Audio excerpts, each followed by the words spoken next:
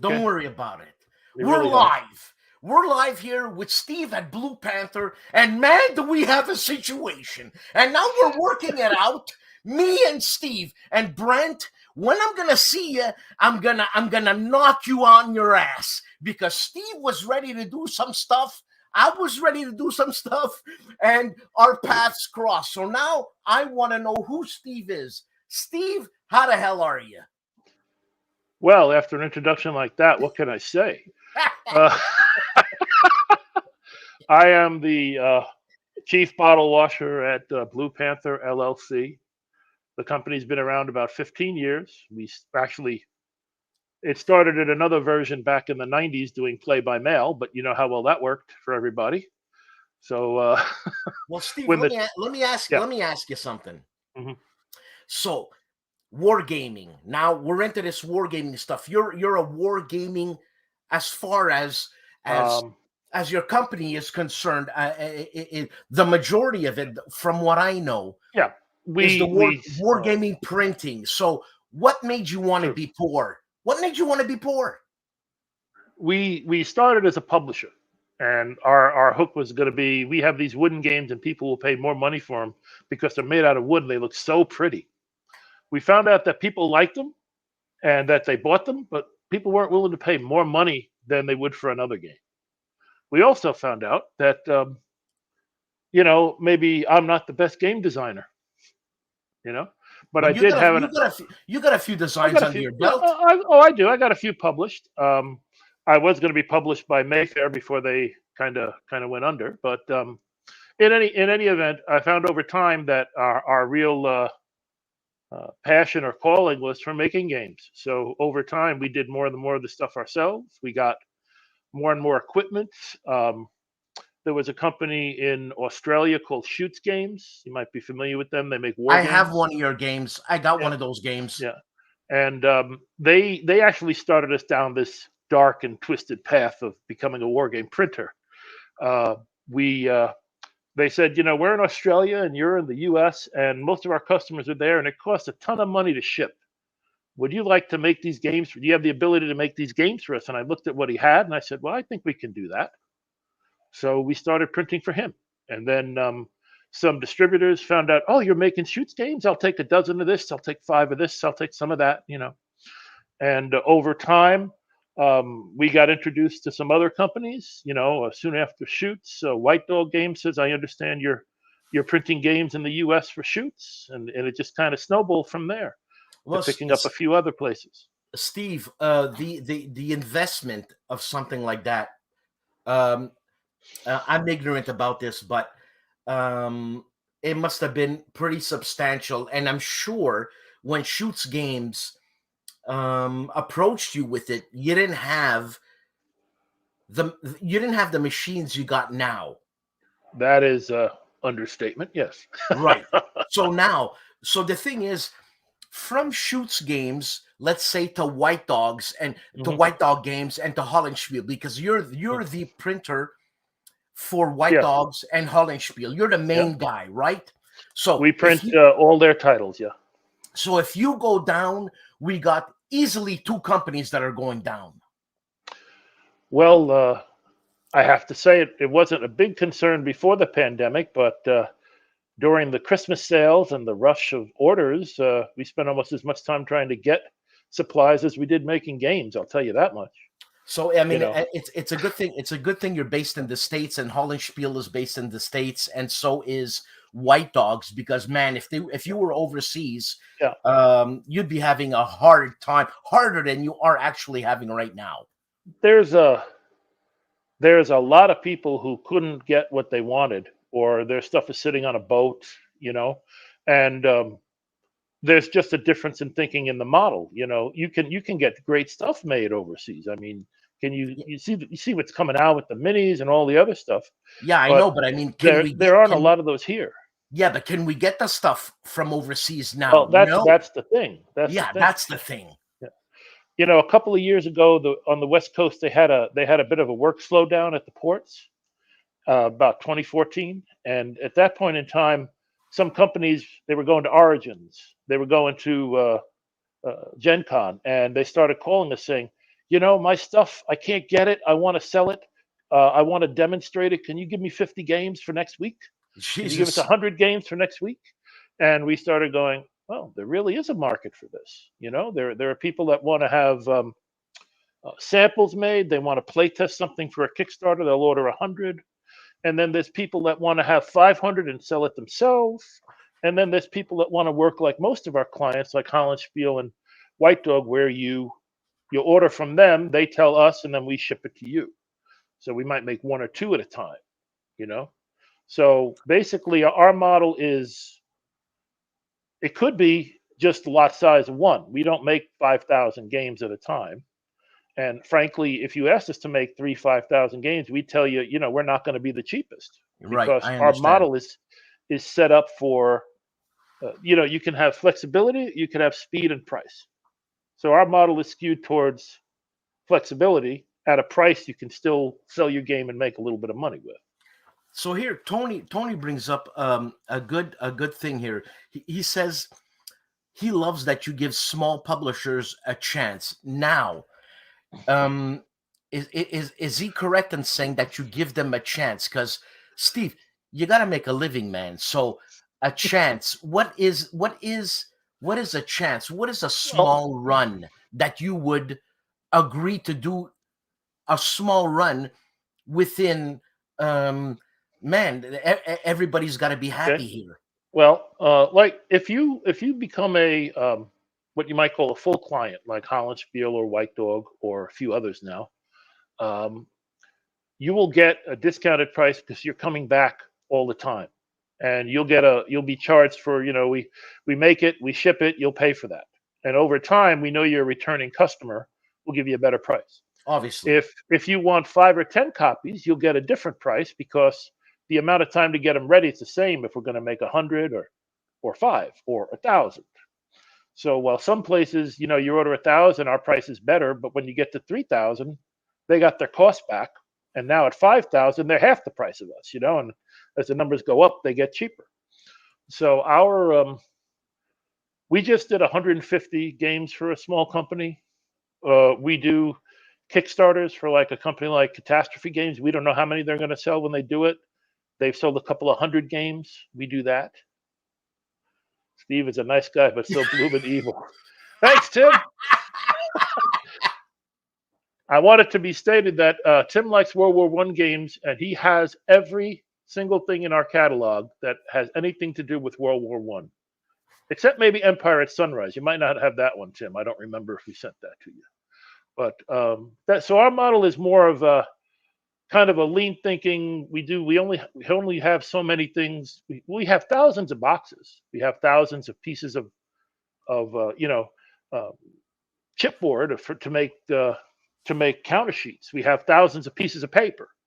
So our inventory is in the unprinted stuff. And then somebody says, make this into my game.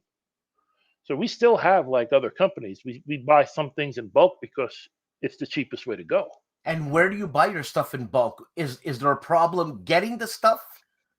Well, there have been problems in the last 6 to 9 months. You could order boxes and get them in 2 weeks last year, you know, like a year ago. Now you can order boxes and get them sometime in June. It's the lead time has gone from 2 to 3 weeks to 4 to 6 months for some things.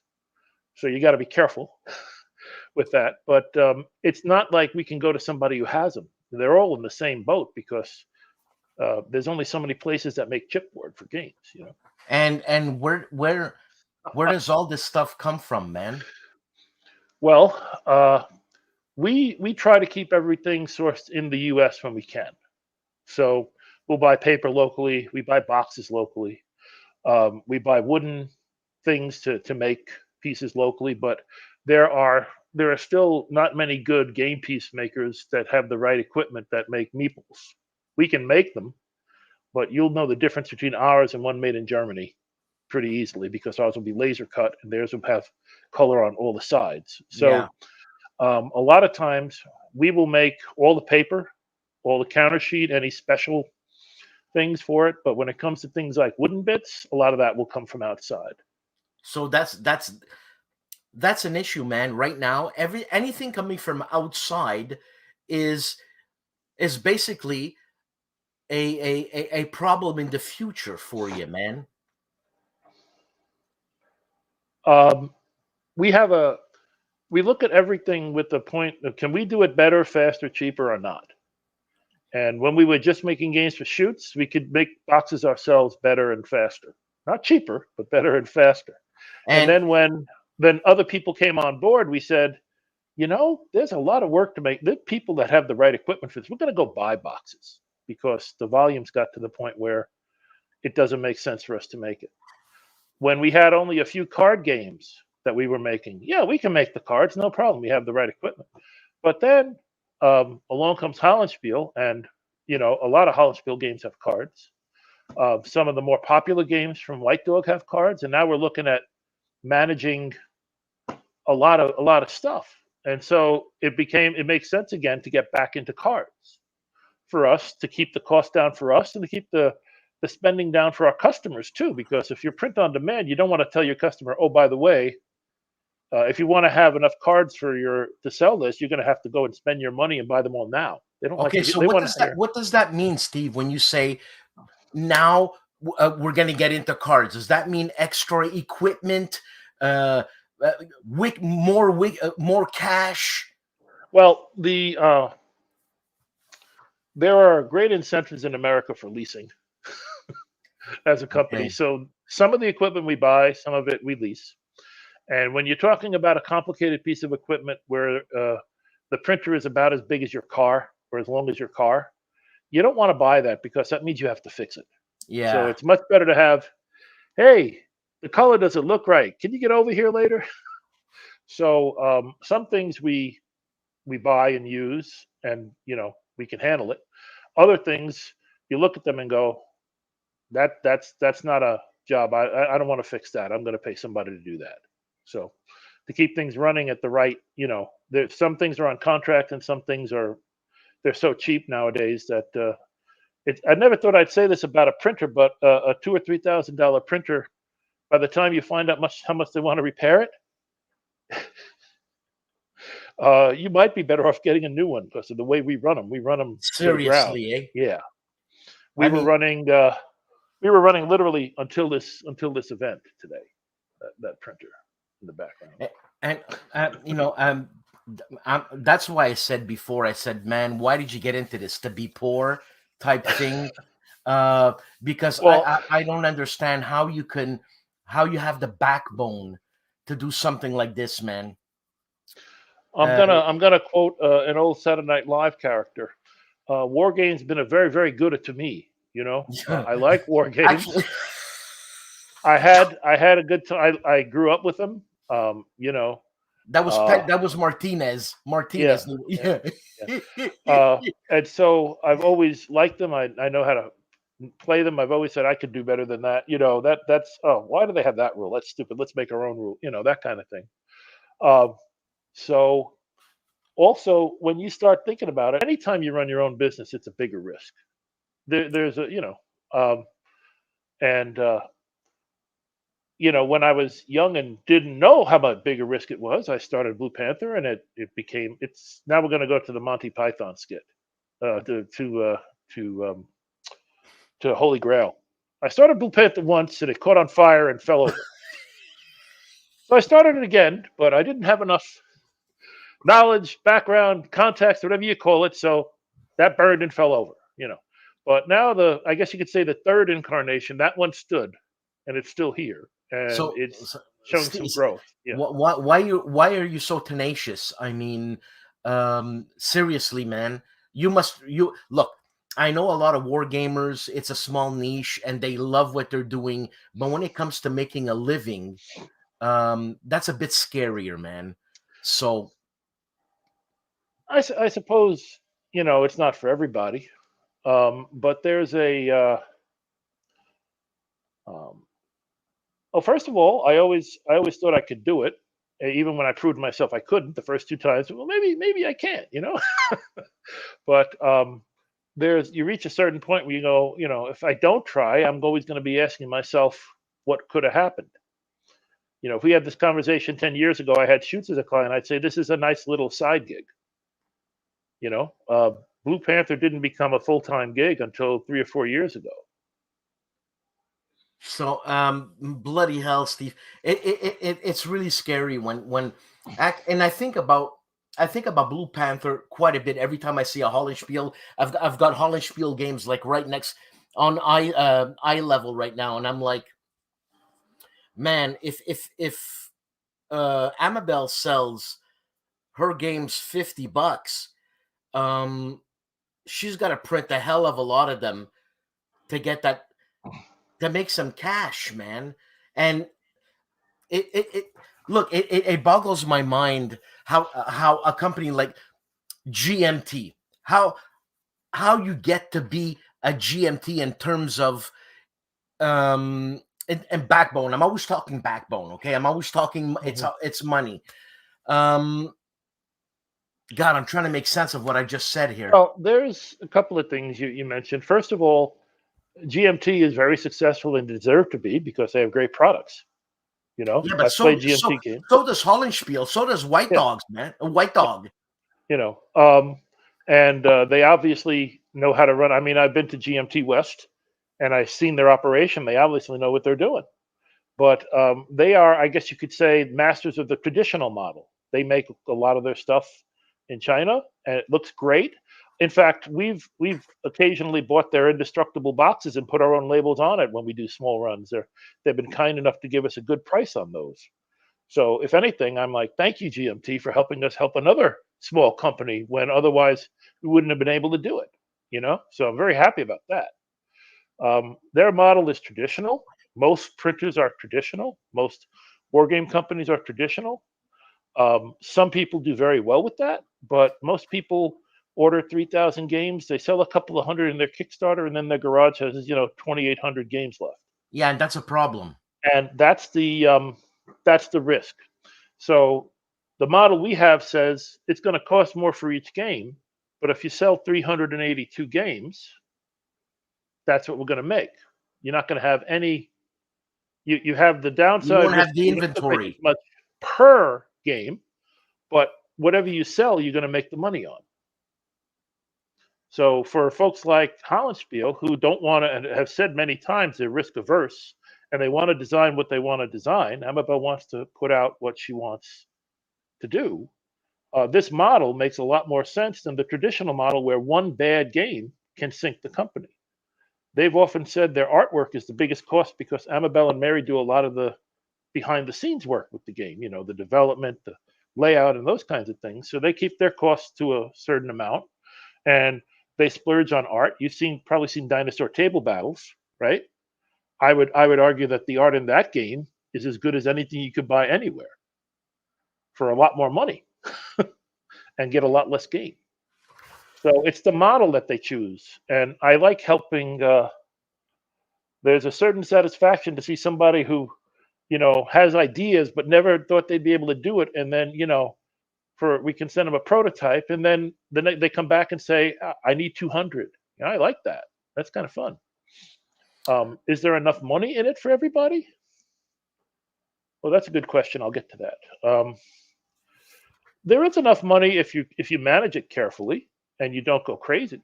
Yeah, there's enough for the retailer. There's some retailers that carry it, but most of the games are sold direct because that makes more money for the publisher.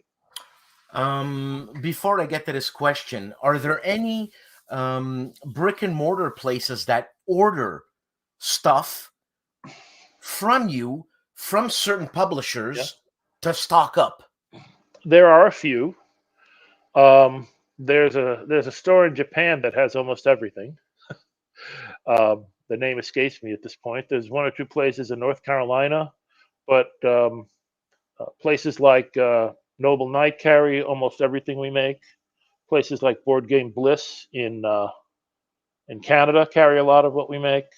In Europe, HEXES, CARROLL, and probably Second Chance Games is the biggest source of our stuff overseas, especially Hollandspiele. And what do they do a lot there? Like, let's say they want a Hollandspiele game. Do they contact Hollandspiele or they contact you? They are the publishers. In essence, we are what you might call private brand. We print what they tell us to. So it's their logo on the box. It's their business, and they set their terms with the various stores. Now, some customers, some clients say, I just want to design game Steves. Why don't you take care of that for me? So in some cases, it'll be the publisher handling it direct. In other cases, the publisher will say, I want to have these terms, and we will represent them with those terms. I see. Oh, okay. So you're not, well, you basically, like, if you were in real estate, you'd be like, what do they call it when you buy a house? At the house key, turnkey in hand. We can be a turnkey operation, and for most of our customers, we are. Others just come to us for certain things, like Four Circle Games will say, Steve, I need 100 copies to send out as playtest kits. We're not going to print their games. They sell thousands, But when they want to playtest something and they want it fast and cheap and they want it next week for a show, they'll order 50 or 100 games from us. Now, let's say you got a big run happening with HOLLANDSPIELE, and Fourth Circle Games comes and gives you that midnight call and says, I want 100 games next week. What happens, man? Well, there was a time when I wasn't addicted to coffee, but this is not that time. Yeah, but still, there's so many hours in a day, Steve, man. You can do a lot of work to make things easier for you when you finally have to hit the button and say, let's make this. And what I mean by that is you'll notice that all the games on your shelf probably have the same size box. Yeah. Which means they have the same size label, which means they're cut the same way from the same thing. And all the things we need to print are a couple of buttons away on the big printer. We can go and say, give me a copy of Dinosaur Table Battle, or give me a copy of something that has 5 different, like Brass Crown has 3 different books, right? And a map and a counter sheet. So the paper part, the label and all the rule books and the commentary for that game, I can say, give me Brass Crown, and then it prints it. So you can do things to make life easy and faster when you actually, because the trick in this game is being fast, speed. Well, yeah. Anything we can do to take the speed faster. When we get an order for a game, we don't start making the counter sheet when we get the order. We make the blank. We have, a couple of standard sizes. So we will make a bunch of blanks. So when you order the game, we just have to print it. We don't have to laser cut it. There's a pile of them waiting to go. So everything you can do before you get the order, we try to do so that when the order comes, we can turn it around fast. So you basically have an inventory of cut blanks. I have a bunch of blanks. I have a bunch of boxes with no label on them because I don't know what the game's going to be. I just know that in a given time frame, we're going to have to make 20 with this kind and 5 with that kind and whatever it might be. And okay, so Gamecrafters, same as you.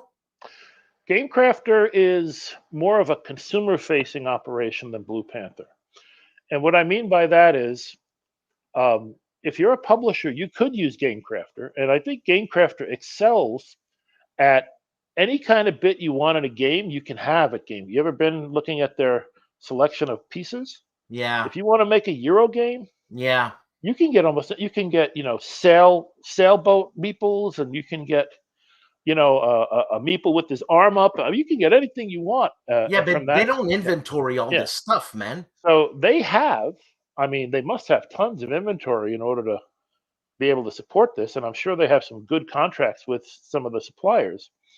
And they also serve as a store because you can buy games on their site too. So they are more, I'll call them consumer facing. Somebody wants to make a game, have 5 copies, or have it available anytime somebody wants to buy it, Whereas most of the folks we deal with are, even if they're not full-time, they're publishers, and they want to have their brand, I guess is what I'd say. I would hesitate to guess at their cost structure because they have a different model than we do.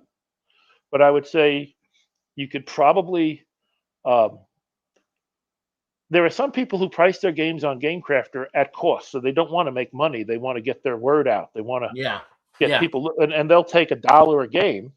Whereas we have clients who say, this is what we do. we need, as you say, we need to make a living. So they have That's to have right. a certain margin on each game, Of course. just like we do. So I wouldn't call them a direct competitor. I call them very good at what they do, because I think they offer a great service for anybody who wants to make a game. And if they're good with most of our clients use professional artists and map makers. You've seen some of the maps for, like, the latest Antietam from White Dog, and some of the stuff Ilya's done for White Dog and and Hollandspiele. So they're investing, considering how many they sell, and they get great work done at a reasonable price. So I would say that's not really what Gamecrafter is about. I would say they're more about, you want to make your There, game with us? We got everything. yeah, Proto Palace. There you go, Mo Mo. says Thank it. you. Yeah, Mo says it right. He Took me says 2 it. minutes. It took Mo 2 words. Yeah. And what about the canvas maps? Is that you? Yeah. We have.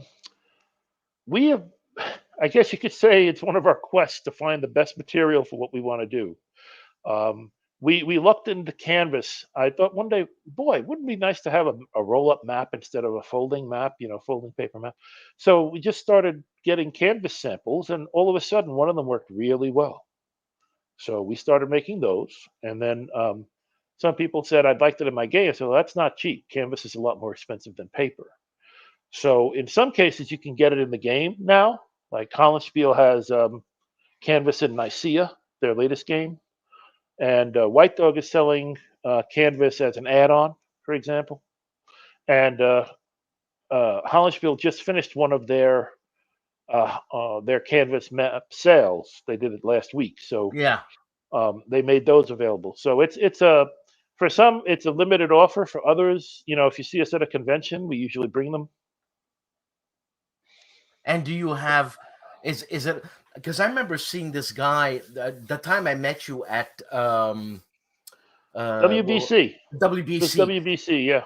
There was a guy. Last one. Actually, there was a guy to the left of you who Yeah. had these massive maps. Now, Mhm. do you have that capability? Now that's big board gaming, and their whole thing is enlarging games. I think that's mostly what they do. And is it canvas? I don't remember. I don't know if he had canvas. I know he had some wide paper maps. Right now, we can do up to 3 feet wide by any length, so that handles most games. We have done some monster games for PKG, Paul Koenig games. He's got 2 or 3 maps. He does a lot of Civil War games. What about that company there? They have Vlad the Impaler. I have it right here. For God's sake. Command Post Games. You do their maps? Not familiar with them. They Brandywine. It's like pub battle games. Yeah, but we haven't. I don't think we've been in contact with them. Because, man, love the recommendation, but well, I mean, haven't seen them around anymore. I don't know what's going on with them. I'm not familiar with those guys. Yeah, I've got 2 games from them.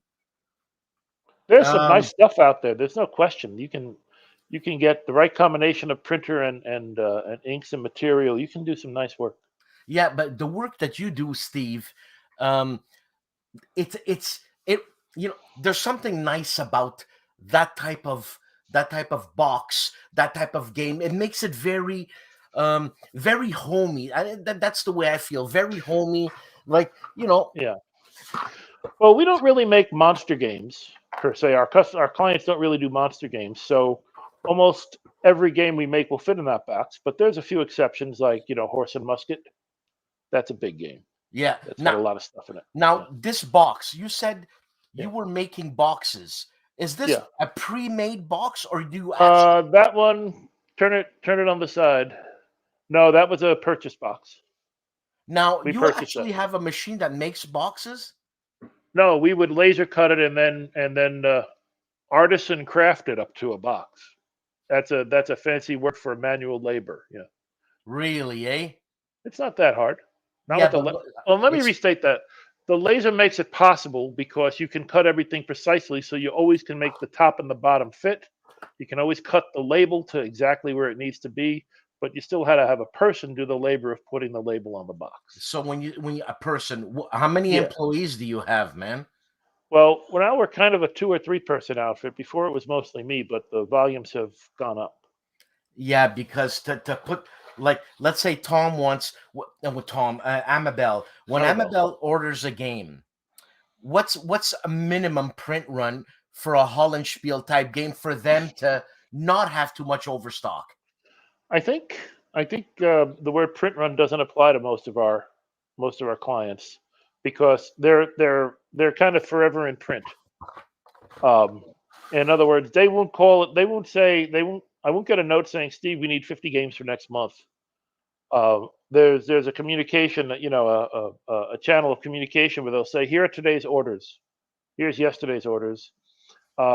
We just got an order from overseas from Second Chance Games, and that might be the kind of thing where you have to do a bigger volume. They'll order 2 dozen of this and 36 of that and 20, 10 or 20 of things. But generally speaking, the orders come in 1 or 2 at a time for 1 or 2 games at the individual one person level. And then we aggregate them and say, okay, today we need to make 8 of this, 5 of that, 23 of this, whatever it might be. Well, I mean, if So let's every say day is a different combination of products. Yeah, but how am I going to get the best deal if I order one day 50 of them, next week 25 of them? It's that I don't get a good deal there. I'm not going to get the 500 print deal. I'm going to get the 25 run deal. On the other hand, you don't have to give me 500 times whatever the game costs in advance. So it's a trade-off. You will pay more per game, but you don't have to give us any upfront money. We don't say we're buying boxes today, you have to give us $1,000. We say that's part of our business model. We will have boxes in stock for you. When you order something, we will make it for you. So we will keep it's up to us to keep enough inventory and paper and chipboard and machines on hand to handle what we expect to see. And if there's thanks, Carl. If there's a surge, there might be a point in time where, let's say recently an overseas client ordered a lot of things. They did basically a January restock. And so you don't know exactly when you have an idea that it's going to come, but you don't know which one they're going to order. You just know it's going to be heavy on the latest titles, right? And so they might order 10 of this, 20 of that, 30 of that. And when you put it together, you go and say, wow, that's a couple of 100 games, right? So there will be times when the model gets stretched saying, wow, there's a lot of orders here. And we know how fast we can pump out a certain number in a certain time based on equipment and what we have. And that's when we will say, this ain't going to ship tomorrow. There's a lot of stuff here. So that will happen on occasion.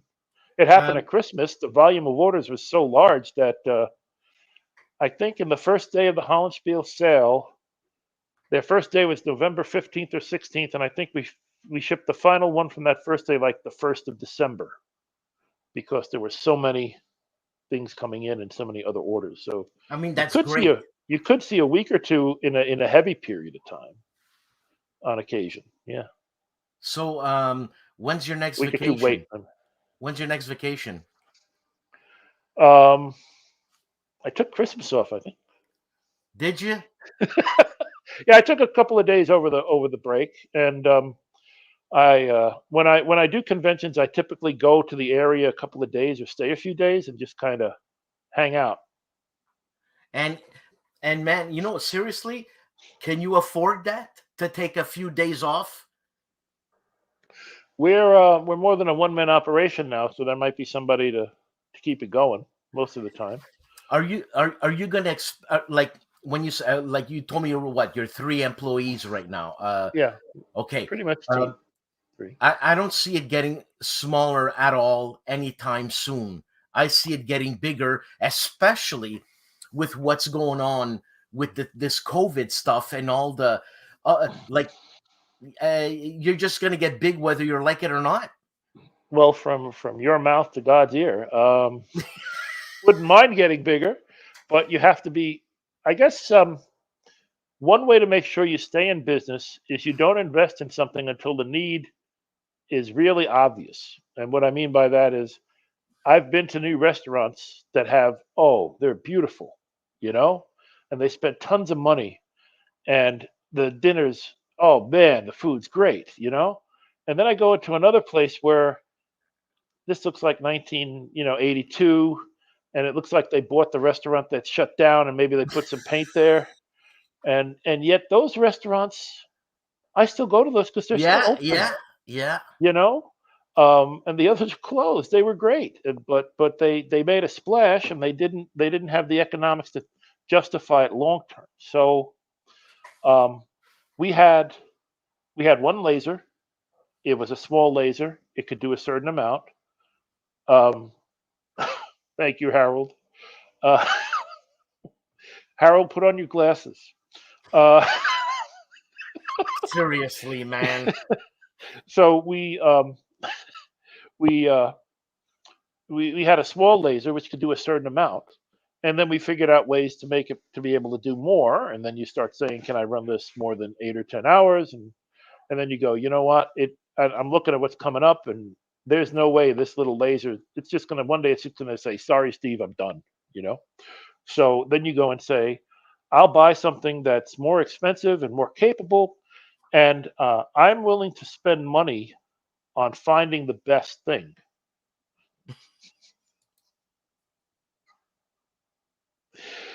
Jim, the next time I see you, we're gonna have words.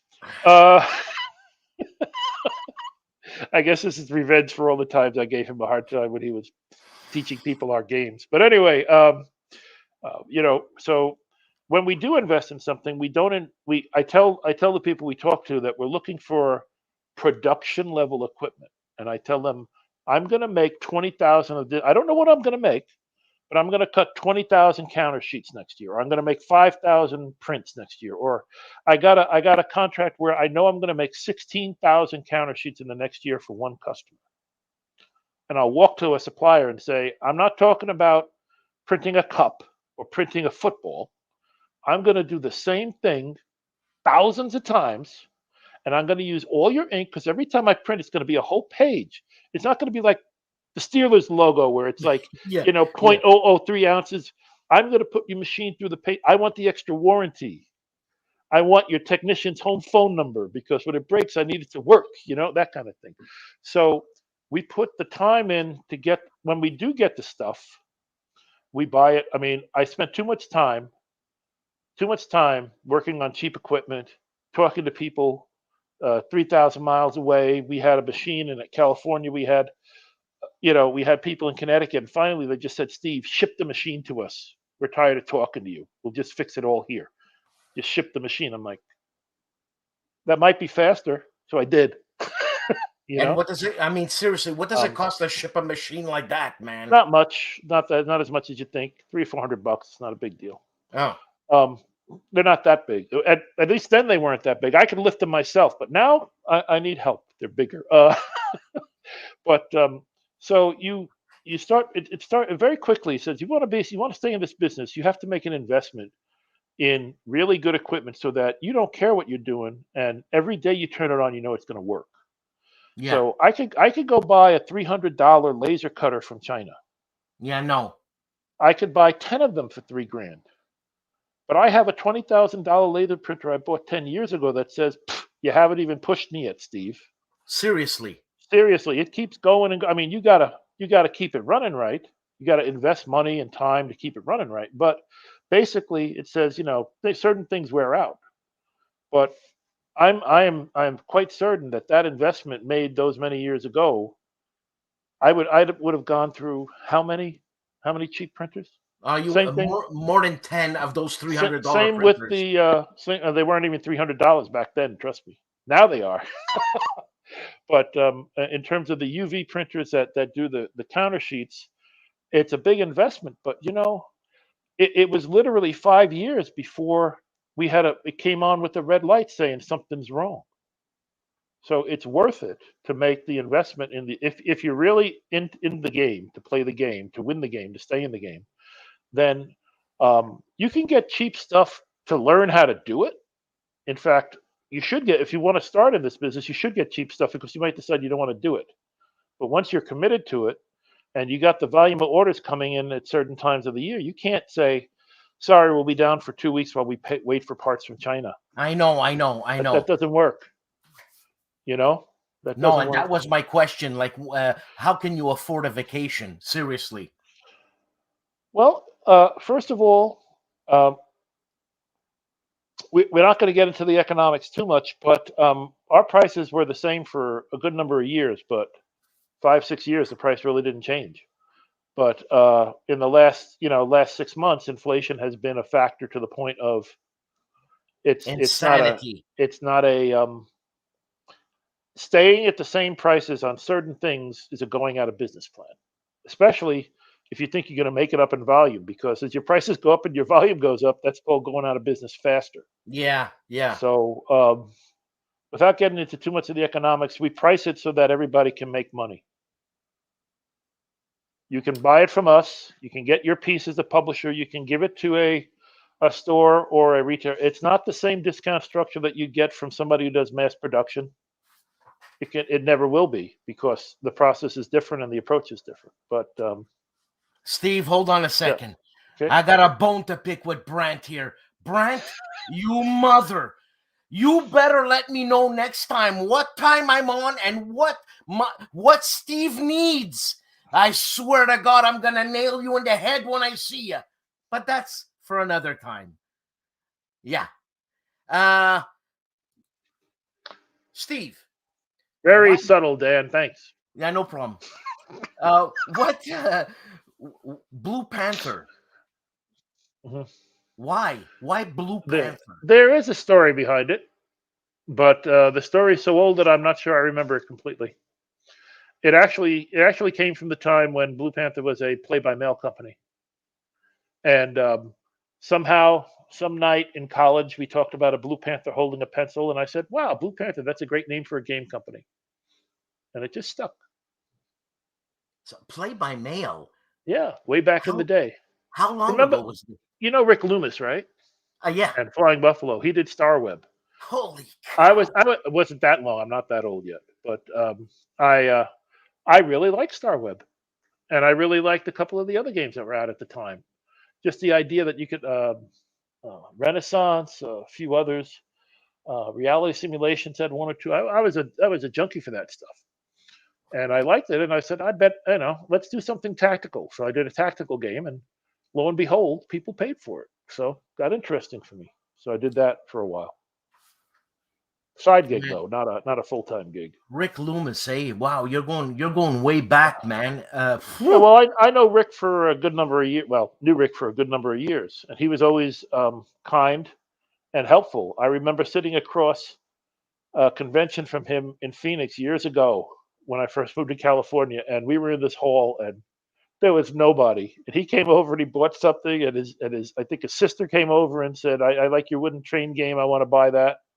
And after that, I started talking to him, and he always had something good. He always had something helpful, and he got me into the Gamma show and a few other things. He introduced me to some people, so I wasn't just a guy with the game design. I was somebody who knew somebody and had an idea who to talk to somebody about things. So I was able to start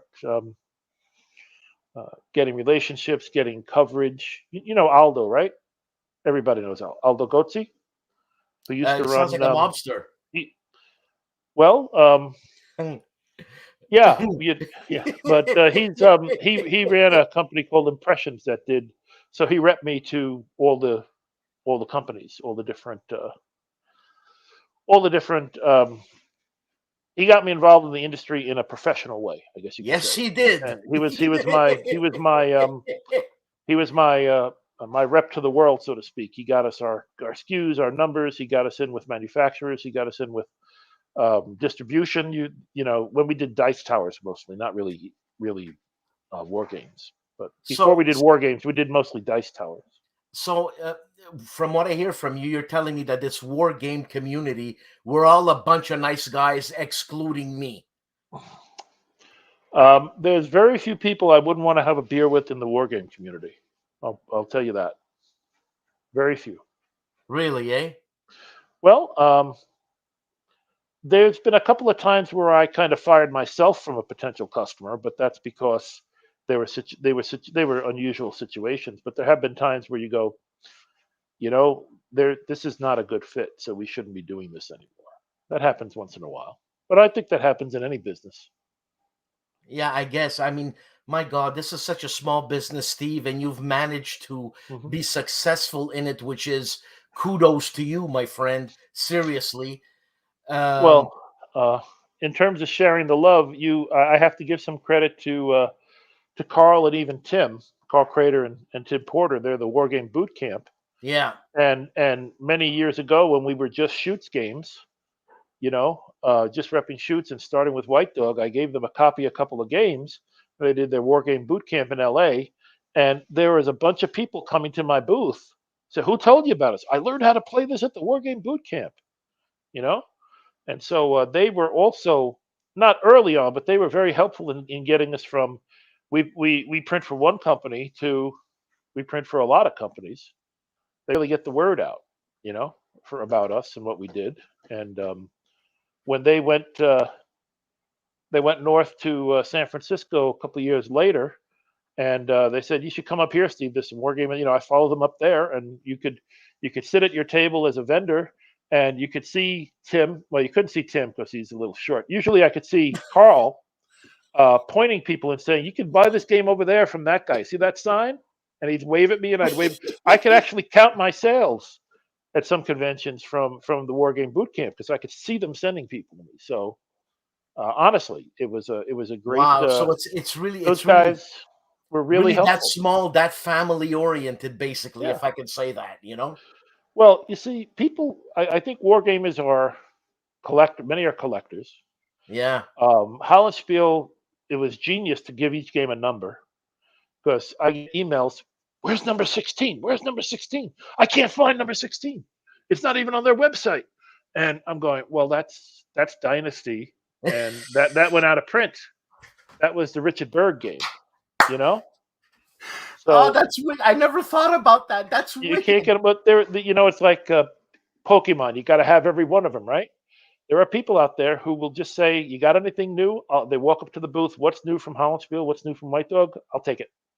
Now, whose idea was it? There are some people that do that. Whose idea was it? You will have to ask Amabel or Mary. I don't know whose idea it was. Because But it was I always a very wondered, good idea. Those numbers, and I Let me guess look it at your does look shelf. good in the collection. Yeah, I'll tell you what you're missing. I'll tell you what you're missing. We'll take an order right now.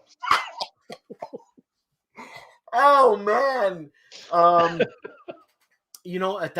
have a talk with you in concerning small publishers is great because it's not that far removed from the consumer and buying the game. It's a really close knit little family. If we really just dig not even that deep, man, because you got Hollandspiele, you got White Dog. Are there any other companies that are coming to you and want we to have do shoots, this? of course. We do the Historical Game Company. They do a lot of French and 1700s base games, French and Indian War, American Revolution games.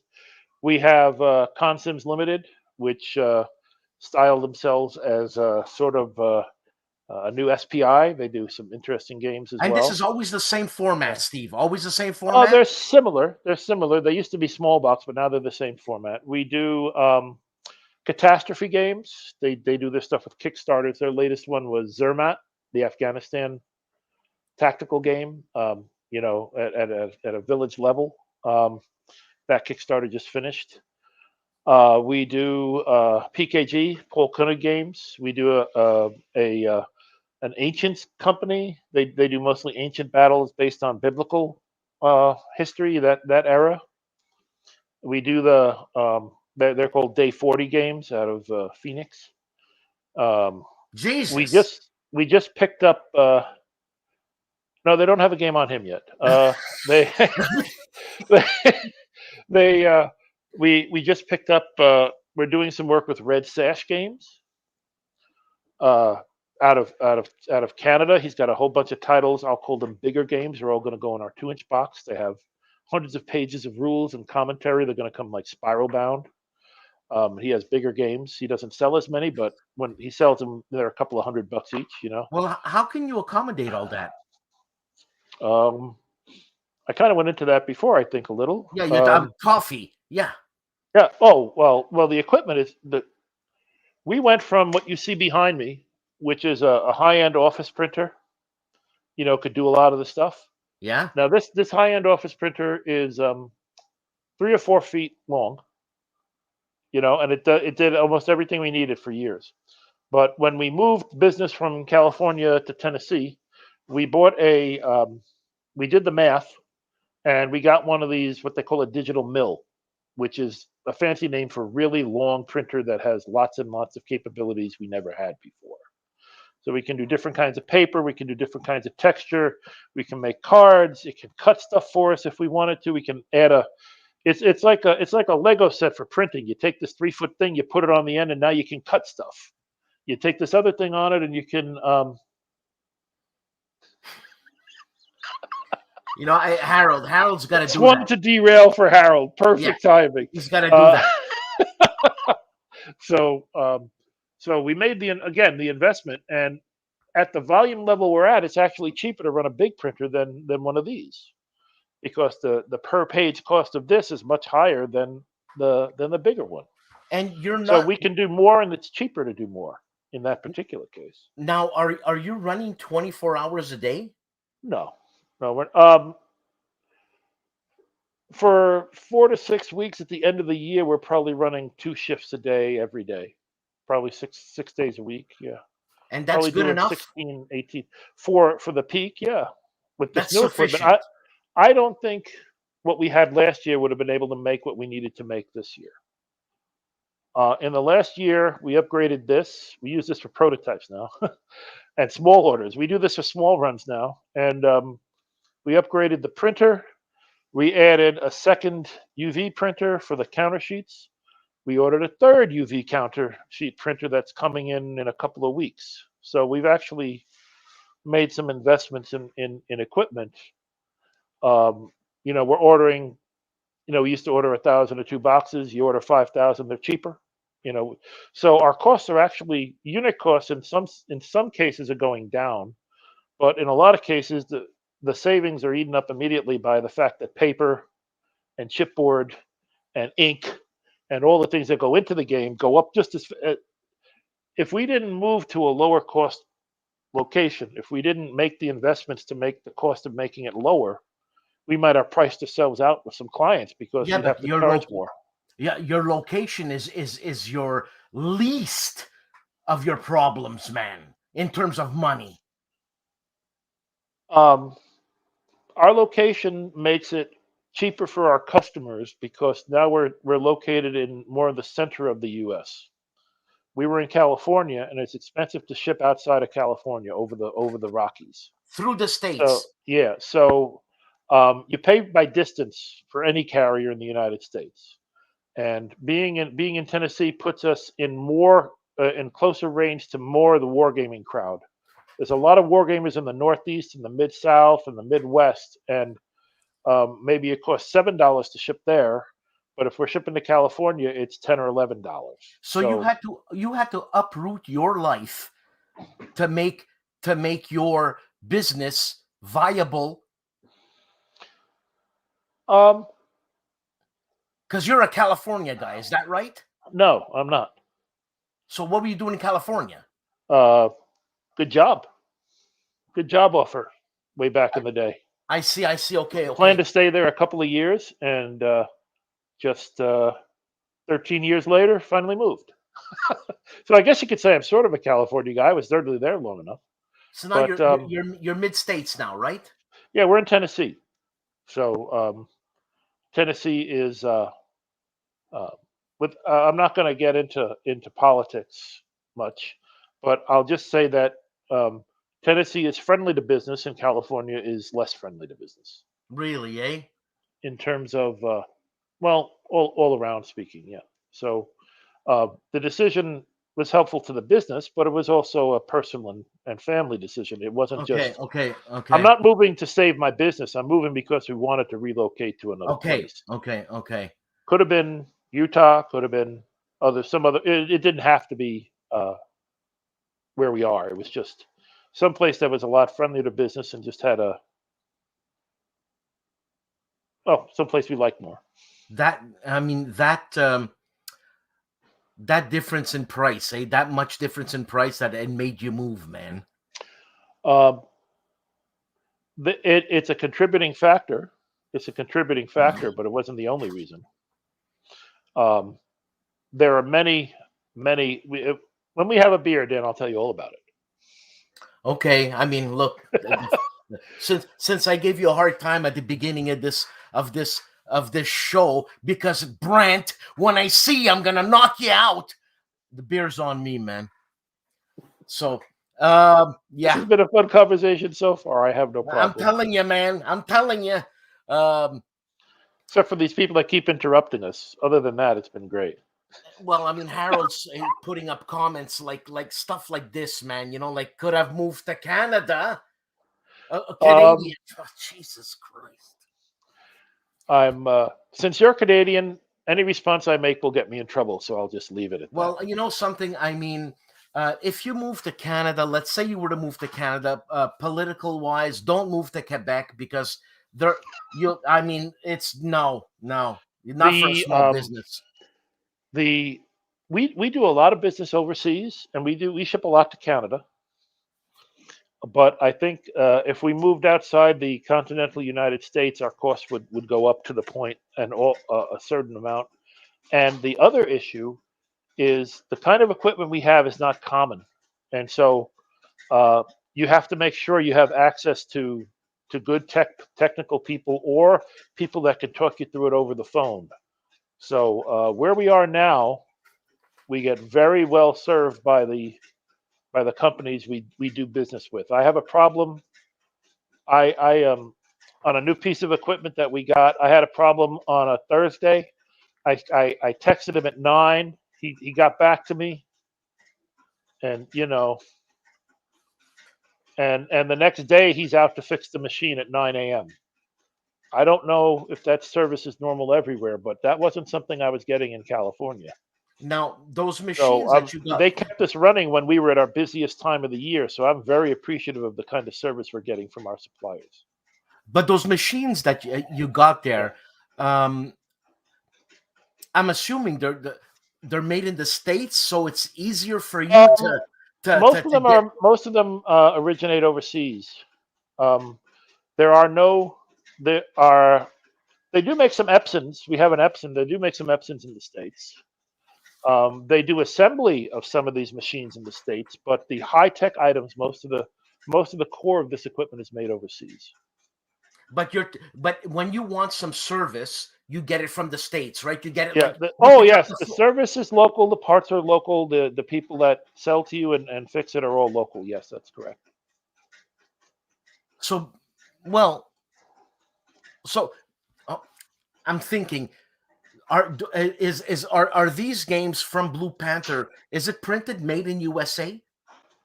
We offer that to our clients if they want it because it's a true statement. They're made in USA. The boxes are made. The paper is made. The counter sheets, the chipboard is made here. The only things that you could say aren't made here would be dice, although you could probably get dice here now. Probably. The cards are made here. If it's got meeples or wood bits, it's probably not made in the U.S. But that's.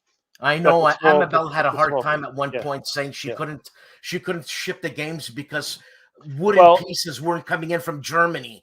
HOLLANDSPIELE games use a good number of wooden pieces, and some of them are unique. Like they have cubes.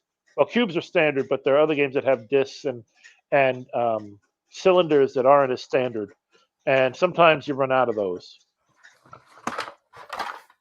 What about these long pieces? Is this not standard? I don't know if it's standard for that manufacturer, but we've never run out of those. They always seem to have those.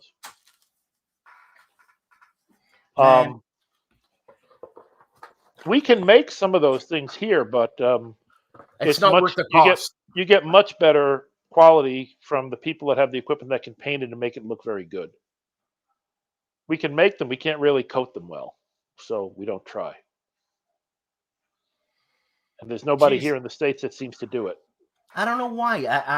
I seem to think, Steve, that being in a business like Blue Panther is like that's all you do in life in terms of thinking. You get up and you breathe Blue Panther. You go to the can and you're breathing Blue Panther. Well, and forget what I said that. And that's why I say, how the hell can you take a vacation with the amount of publishers that are hounding you, man? Well, I suppose if I thought of it as a job, then it would be a problem. Ah, okay, good answer. I Good suppose that's answer. the best answer I can give you. Uh, you know, going to a convention and manning a booth, a lot of people think of that as a job, but everybody I meet is happy to see me, and most of them say, "Shut up and take my money."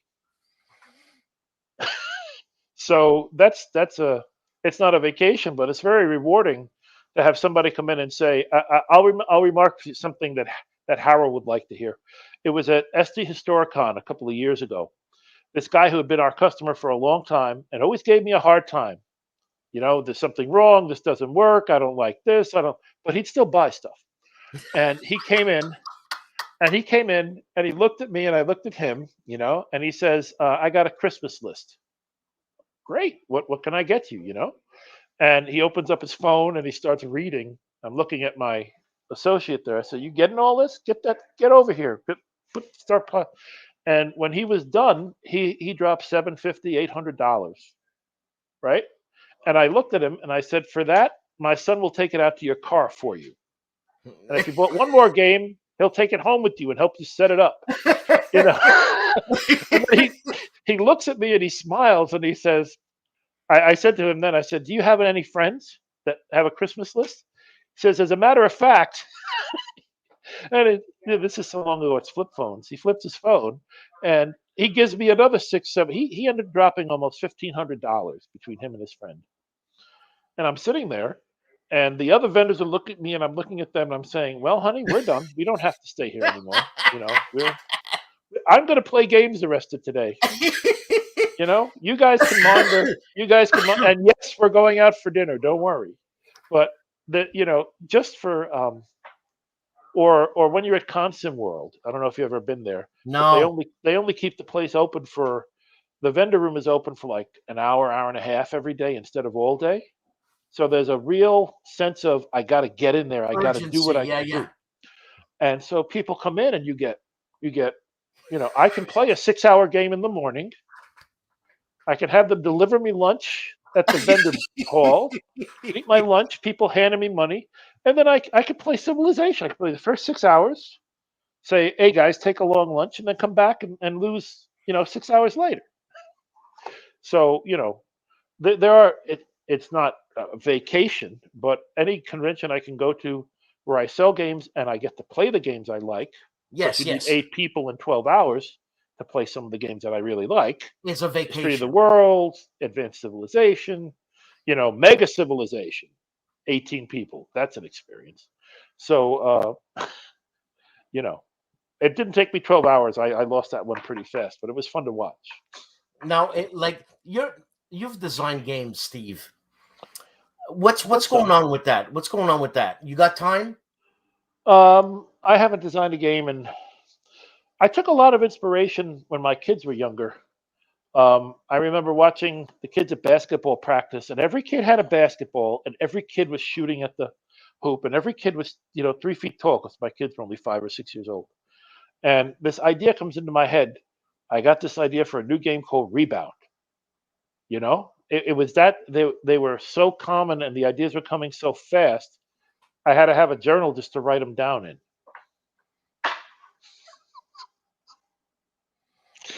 Sorry, Dad. But the time to develop them into full ideas, that's very precious, very rare, and I haven't really done that in a while.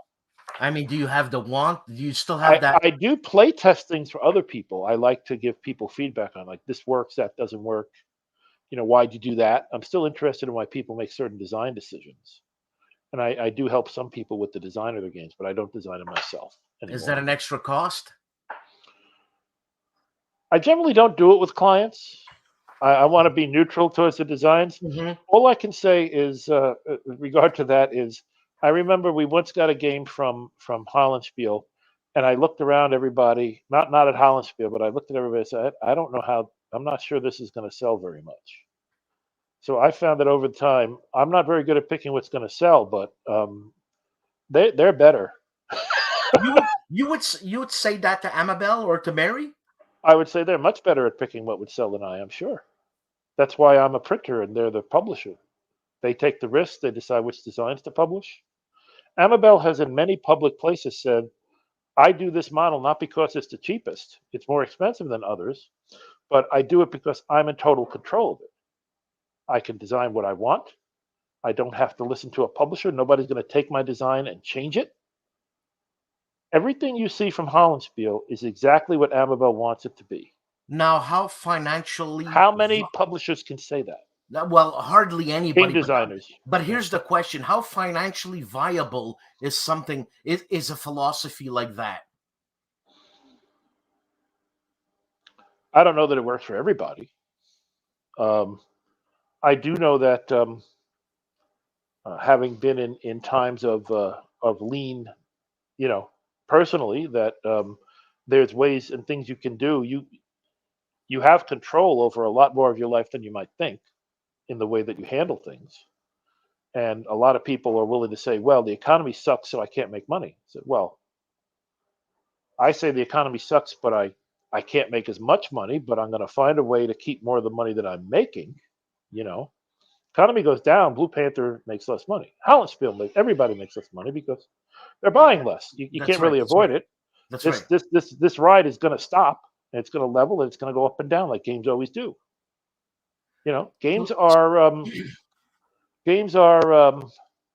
what's the word?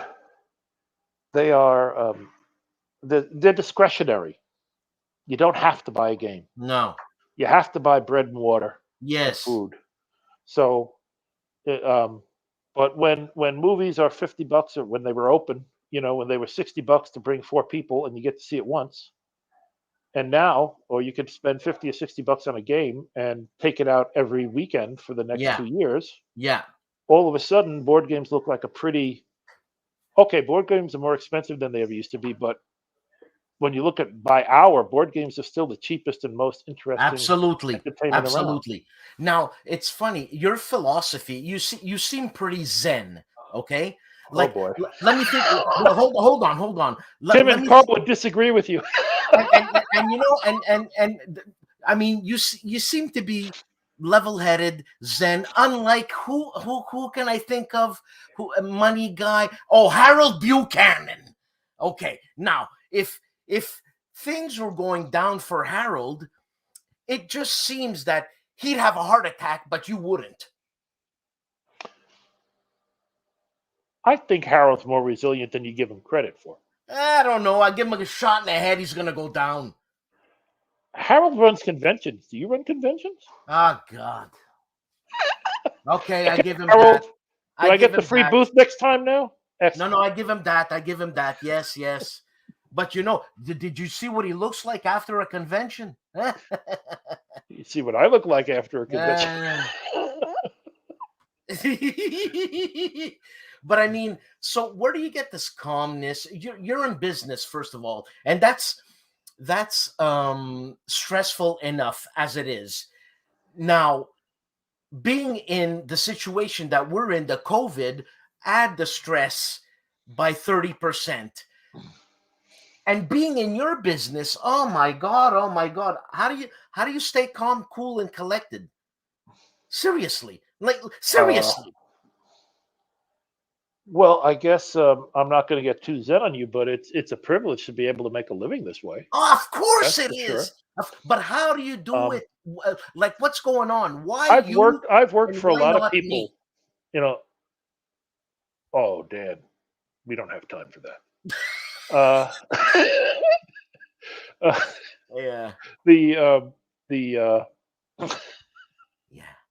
Yeah. So I've worked for some very good people. I've worked for some very people that I'm like, why did I ever take this job? And I also know that I'm not particularly good at being a manager of people on a large scale. I've you know, if I did a good job in where I was, they say, here's your reward. You get to deal with people.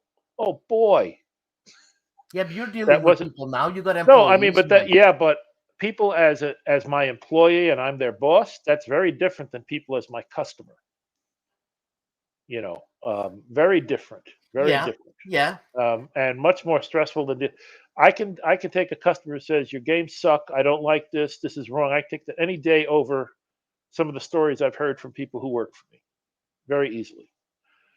So if you don't want to get it, most of the positions that allow you to advance, you're dealing with a lot of management of people, or they get messy and political and all that fun stuff. Um, I like to know the rules of the game, so to speak. And running my own company, I set the rules. So you get a lot less stress when you realize you want to talk to the boss. It's a very short conversation. Yeah, and Should we buy this today? You think so? Yeah, okay, let's buy this today. yeah. Was that a mistake? Probably, but I still bought it today. Now, So I wouldn't call it Zen. I'd just say I've been around enough and done enough to know that have an idea what I like, what I don't, and I know that I like to. I think right now during this pandemic, we've also been extremely lucky in that companies like Hollandspiele has some is that true, Steve? Is that true? what? What Harold Oh, is saying right now? I don't know. How can I tell you that? I don't know. Well, the thing is that um, are you a business guy, or did you just fall in this genre Uh, because you like it and it's a I've been passion? playing war games since I'm 8 years old. My dad taught me chess, and I say, okay, that's nice. And then he brought out Alexander the Great, and then he brought out Wooden Ships and Iron Men, and I'm like, we paid Broadsides. Remember that old Milton Bradley Yes, game, yes. right? Broadsides. That was cool. Is there anything more? And then he comes home with wooden. You gotta plan your movement. You gotta cross the T. Holy Okay, cow! This is so good that's your stuff. passion. That's So your I'm already passion. a gamer. I think I wouldn't be successful if I didn't. Even though I don't know the rules to all the games that we sell, I'm sitting there, and if nobody's at the booth, I'll read the rules for the games because I'm interested. Yeah, but your business sense doesn't come out of your passion, man. Someone Oh, has to teach you that, or you have an innate sense of business, man. Unlike um, Harold Buchanan. most of my first of all, oh God, I sound like some kind of Hollywood No, no, actor. I'm asking you, Steve. Success is not overnight. You didn't see you see me to you didn't see me 3 years ago, or when the company I work for decided that they didn't want to be in California and they're not taking anybody with them. Well, hold on. When You you were didn't at you weren't part of that conversation well, hold on. When you were at 3 years ago. WBC, was that conversation happening? WBC was what, 3 years ago? No, 2.5. No, it happened before then. Um, 2017 or 18. I've been at this. My gosh, 2022. It's almost 5 years now.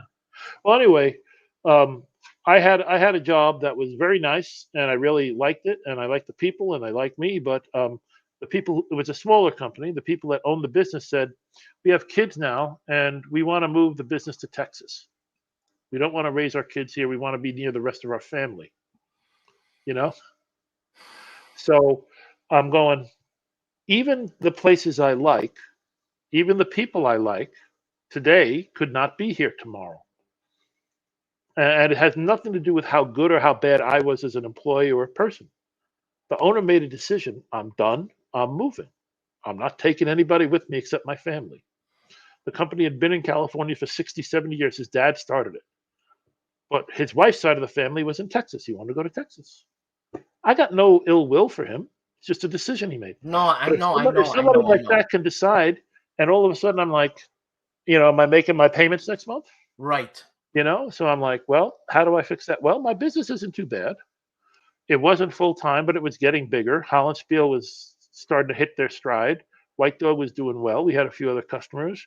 We were still making tons of dice towers, blah. So, okay, let's give this a try. That was not I wouldn't call that a high profit year, But by the end of the year, we're like, that was before Hollandspiele sales made me a coffee addict too, by the way. Uh, but that was that there was an inkling of, this is possible.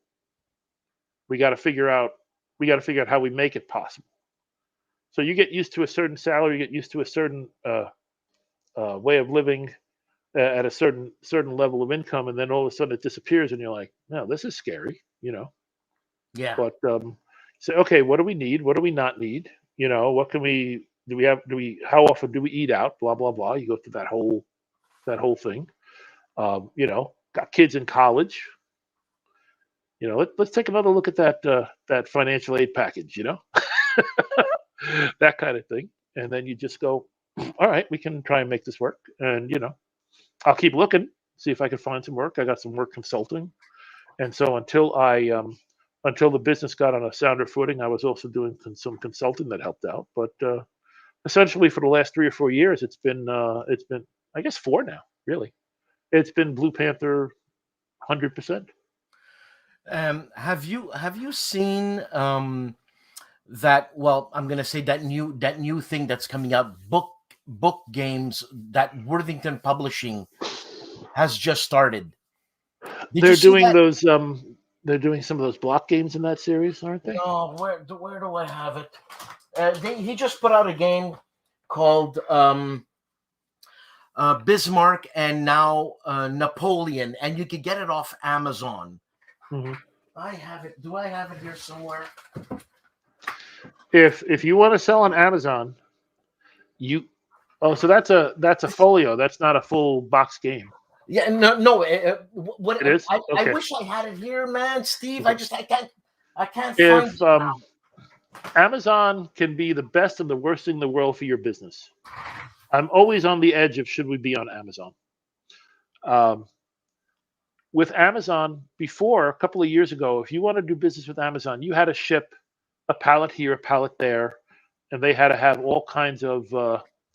If you wanted to sell in Europe, you had to be in England, France, Germany, the major countries, and they'd ship to the others from there. And you had to be in 4 or 5 warehouses across the United States. And so I'm thinking, what would it take me to have that many games all over the place on speculation? Because I don't have them sold. Right? Yeah. And then I said, well, we could do that with Dice Towers. They're a lot cheaper to make. I don't have to have a new rule set. Nobody's going to talk to me about the game rules. Just make a Dice Tower, like one of these. Yeah. You probably have something like it. This one says White Dog, Bladen promo. Right.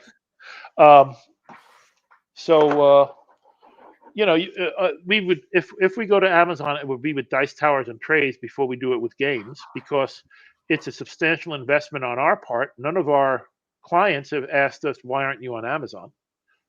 Because they like being controlling what they publish. No, but what I was talking about was that I don't know if you've seen the new Worthington Publishing thing. It's a book. That's why I'm trying to find it here. But I'll look at it. I'll look at it later. Now Amazon has ways you can ship to one place and they'll ship all over the world for you. So that's a lot more attractive to somebody who wants to have 1 pallet of games instead of 10 pallets around the world. But even then, making a pallet of games is a 500 game bet.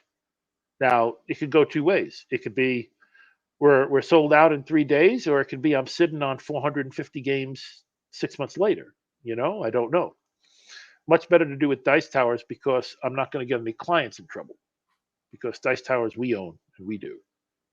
So if I do it on Amazon, I'll do it with Dice Towers first. The sales could skyrocket. We'd have to buy more equipment.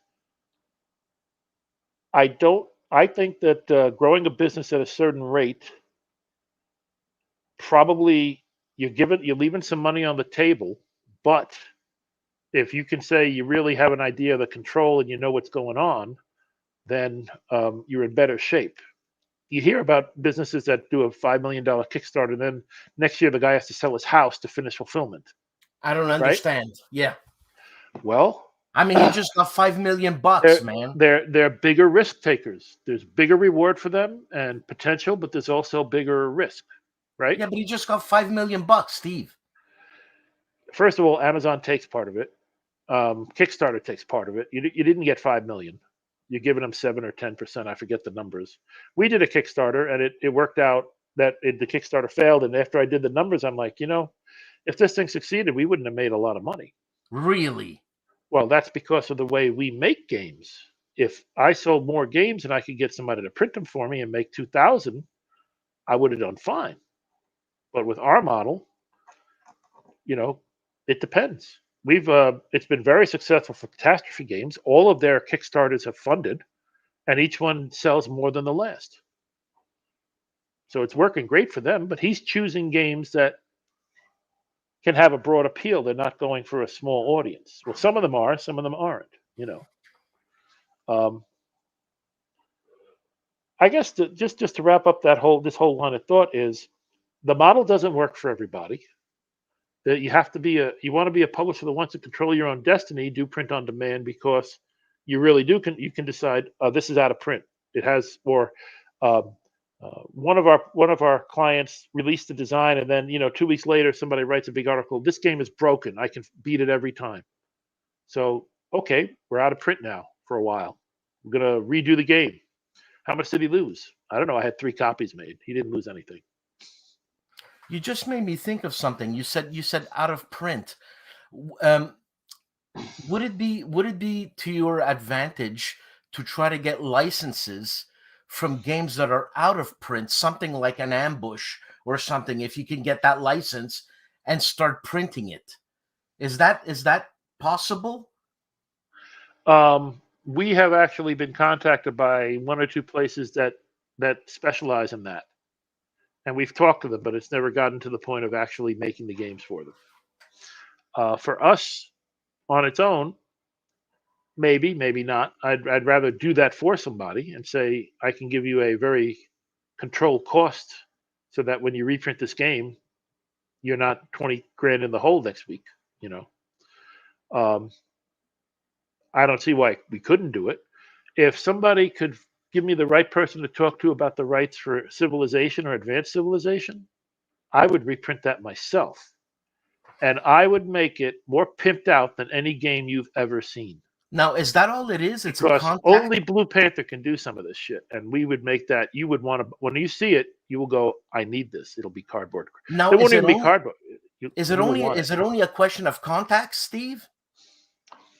I don't know who owns the Civilization rights. Well, probably Hasbro. I know that I have contacted Hasbro on numerous occasions, and they say, we're the mothership. You are a insect, so we don't talk to you. Oh, really, I've gotten form letters back. I've never gotten an actual response that showed somebody human read my note. And I don't blame them. I mean, the kind of money we would offer is licensing. It wouldn't even move it, 1-0. Yes, you do, Carl, and tell all your friends about it. That's right. There is a version of art I got on Board Game Geek, and I got permission to make personal copies of it. And then once I have the time, I'm going to pimp this baby out. And there is also, I want to do, well, Civilization would be the best. But I've been talking on and off with Louis Pulsifer about redoing Britannia.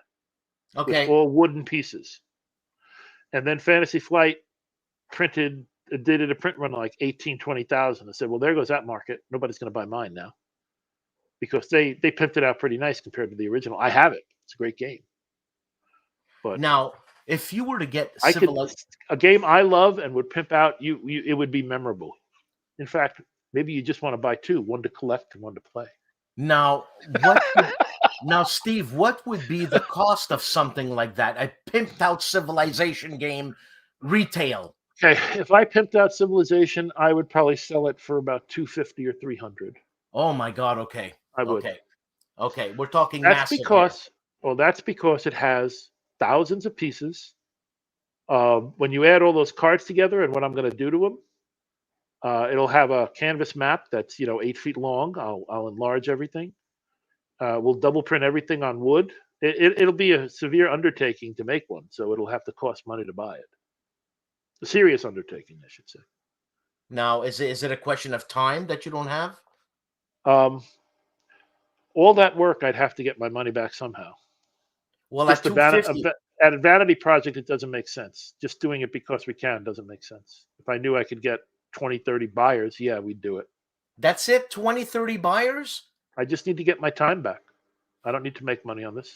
20 or 30 buyers, eh, Steve? If Dan, if you walked around and went on your podcast and Anonymous here and Armchair Dragoons did it, and somebody with Envoy brought it to a convention and played it and demoed it, right? I got 20 or 30 copies around the country, and people say, "Where do I get that?"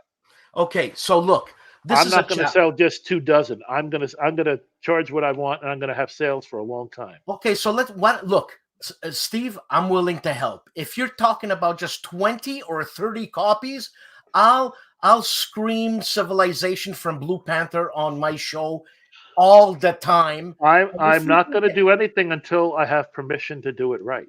I don't want to step on anybody's toes, so I have to make sure I have permission to do it. I have permission to do a single copy for personal use. I can't sell it.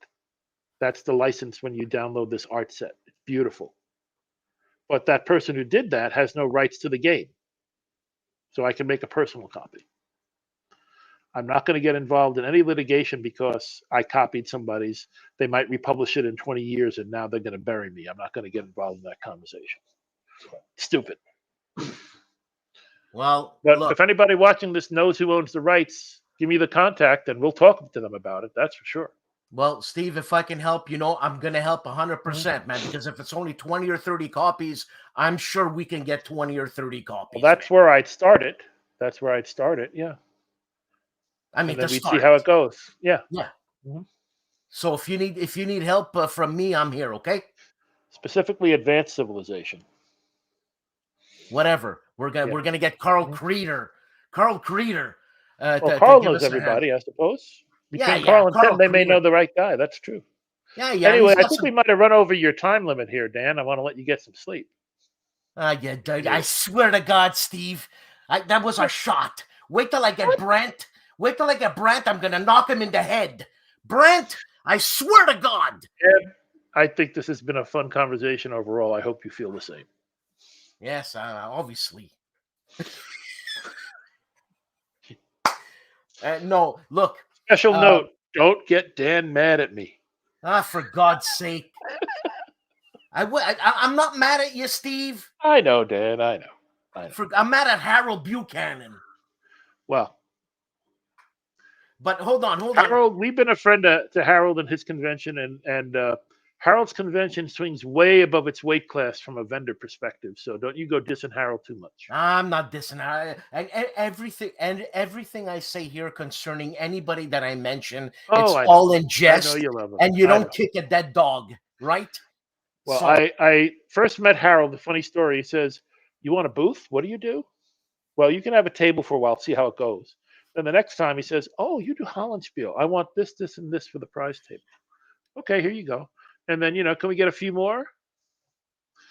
And I'm like, yeah, what do you want? So I don't know how many we gave you last time, but if you do it live again, we'll do it again, Harold. You'll get a prize table that looks really, really nice. So it seems that Harold's got a crush on you or something here, man. Yeah, well, you can't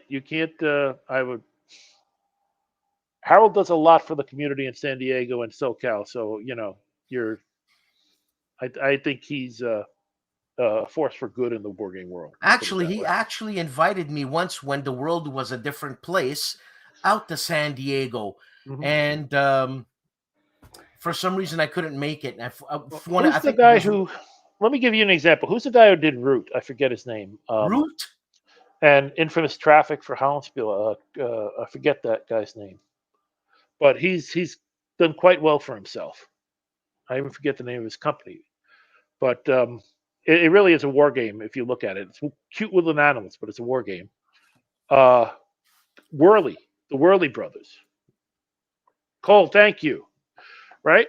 In the room, in addition to Carl and Tim, demonstrating next door, in this one room you got Mark Herman, and he's in between playing 20 people in his own game and beating, like 19 of them without even looking, and on the phone talking to somebody.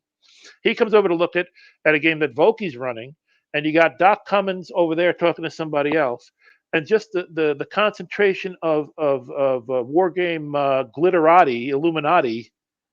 Like, that's why I say it's way above its weight class. You go into that room, you're going like, this guy was designing games when I was learning how to ride a bike. Holy cow!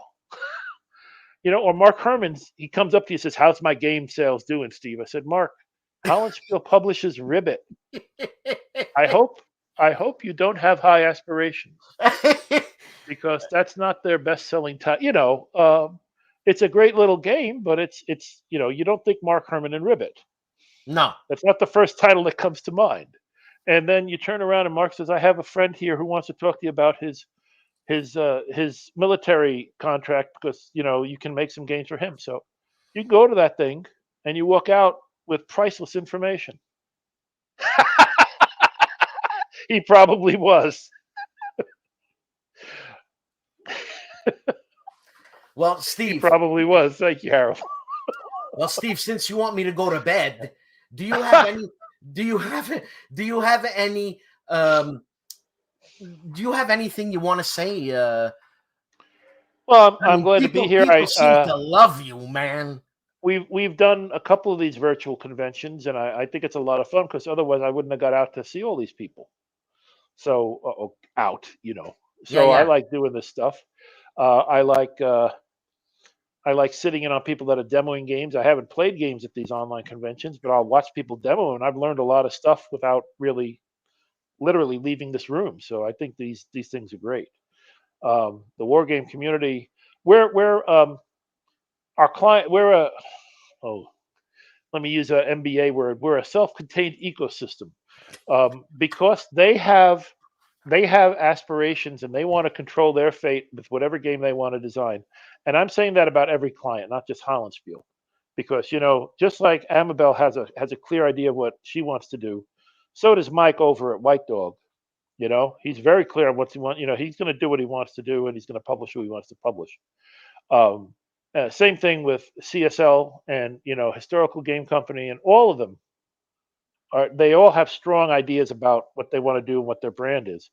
But because they have their strong views and they want to do things their way, somebody like me can be successful, because there's enough people that don't want to make a sacrifice or make a deal with a publisher. Amabel has made several posts over the years about, "I sent this design, and when it came back, I didn't recognize it." I'll just paraphrase. I've submitted designs to some companies, and they come back, "This is great. Have you thought about retheming it?" No. The theme to me seemed kind of integral to the game. I didn't tack it on. I had the theme before I had the game. And they're the publisher. They're given the money, so it's their right to change it the way they want. Right? They're the ones with the money. Yeah, they're the customer. So I'm a designer. They're a publisher. They're upfronting it, and they're paying me for the privilege a certain amount. That's the deal you make. But for the people that want to chart their own course, that's our that finding those people. We've never advertised, Dan. Never once have we advertised. All our clients came to us by word of mouth. Somebody coming. Shoots. We got an email from Mike saying, "Shoots says you can do my games for me." White Dog, you may not know this, actually published an Amabel design back when Amabel was Tom.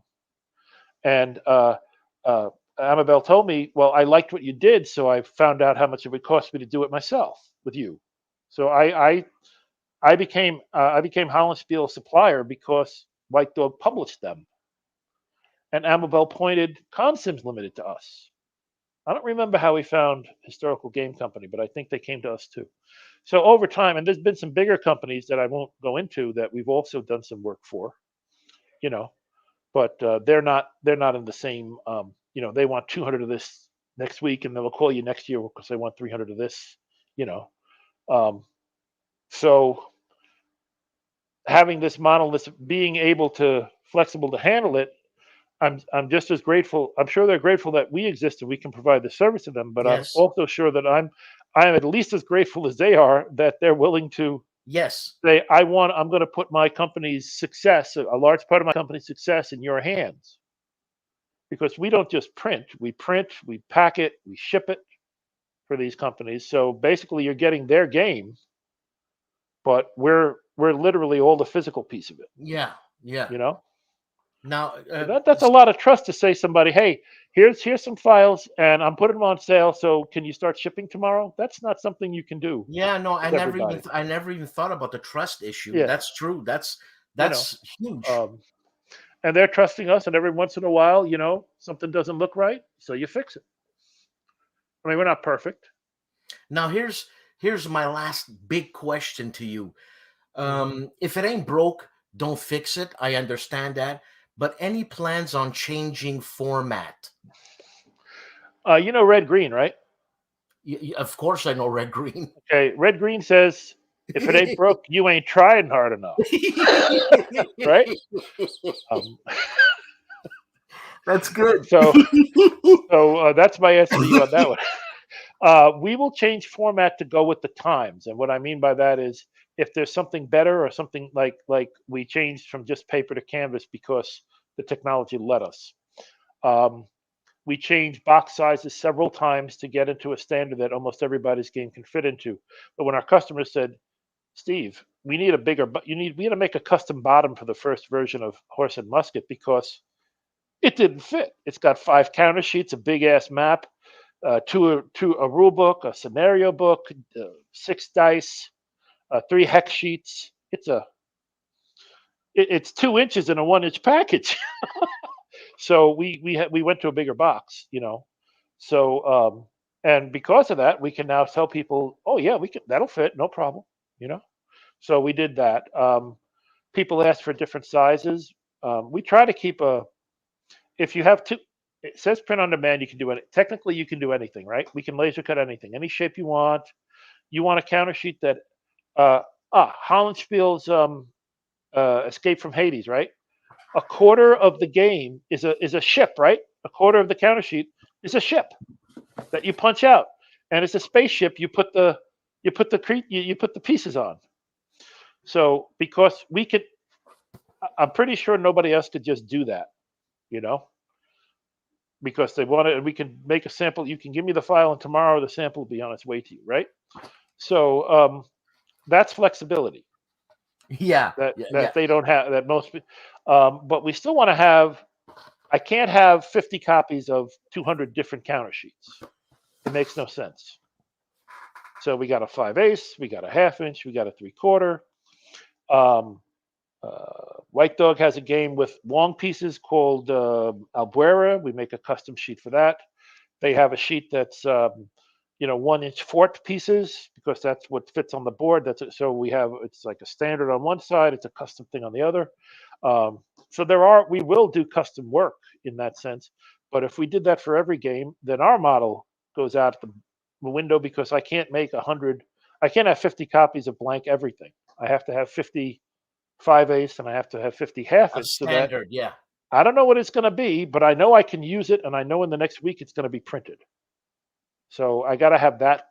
I got to flexible, but it's got to fit the basic format, We could do tarot size cards, right? How many games have tarot size cards? Some, right? Some. But we don't tell people we can do that.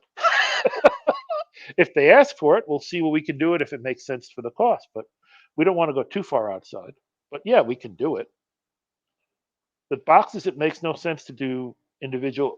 I need a triangular shaped box for my Egyptian pyramid game, or I want a circular box, so I need it a 1/2 inch deeper than or longer. Those kinds of things. They're unless they're going to sell thousands of them, it doesn't make sense because I understand. Yeah. We buy 5,000 boxes, and with 2 or 3 exceptions, all 250 whatever titles, I don't know how many we have, 200 plus, fit in that 1-inch box, except for like 3 of them now. And they go in a 2-inch box. So otherwise, it makes no sense if you don't standardize what you can. Put it that way. Yeah. I guess that's the short answer. But yeah, can we be flexible? Can we do whatever you want? You want You want 10 copies of something special? No problem. You want us to do this every day and it's different from everything else we make? That's going to cost some money for you because I gotta change what I'm doing every time I do your Yes, thing. of course, of course, of course. You know. Anyway, Steve, it was nice talking to you. I'm like I said, you know where I'm going with this. You had a certain people who are listening here. When Steve and I came on, Steve had a certain format, and we didn't get in touch concerning this and this and that. And Brent, you're gonna get a shot in the head. That's all I have to say. So, Steve, it was a pleasure. Well, you might have to blame me for some of it. Maybe I ran further with it than he said. Nah, it's all Brent's fault. Are you kidding me, man? Brent. He reviews a lot of my clients' games, Dan. Who? Armchair Dragoons. Well, yes. I must remain above the fray, Dan. Yeah, I understand. Steve, so we had Steve from Blue Panther Games, and Blue Panther Printing. He's got like everybody in this world other than I'm going to say other than GMT's got their own stuff, Compass Games got their own stuff, and everything else is Blue Panther. That's the way things are. You know what I mean? I don't know the exact number, but we're well over 200 titles in print now. You know, that's that. And do you keep a copy of everything you print? And for the first 30 or 40 games I did, yeah. Now that's just ridiculous. No, I don't. Some of them, the ones I play, I do. I have my own table battles, and I happen to like Dinosaur Table Battles a lot. I think I've got that too. Flexible games out there. I had to buy that. I had to buy it. And there's one or two war games that I like, and I have those, but I don't have copies of everything. No. Well, because and you know what? Well, first of all, I can make it whenever I want, so I don't need one. That's true. That's true. Okay, people, thank you for showing up and listening to me rant and Steve saying stuff. I don't know what I could, but I could. You should go to sleep now, Dan. I'm telling you, man. For God's sake, man. Anyway, Steve, stick around. So this was a AC/DC Armchair Dragoon. Brent, get in touch with me. We gotta talk. And it's a convention. It goes on tomorrow, which is Saturday. And in 15 minutes, it's going to be tomorrow. But in Australia, it already is tomorrow. So, you know what I mean? It's just, that's the kind of life we live in. And it ends Sunday. Do you know what time it ends? No. Neither do I. And I'm sure Brent's going to give me shit because he said something about scheduling and this and that. Brent, I swear to God, hey, everybody's happy. Steve, hang around. Steve, hang around. And people, thank you for watching. Yes, thank you to everybody. Yeah, and you know what? Even thanks to Harold Buchanan. What the hey? You know what I'm saying? See you guys later.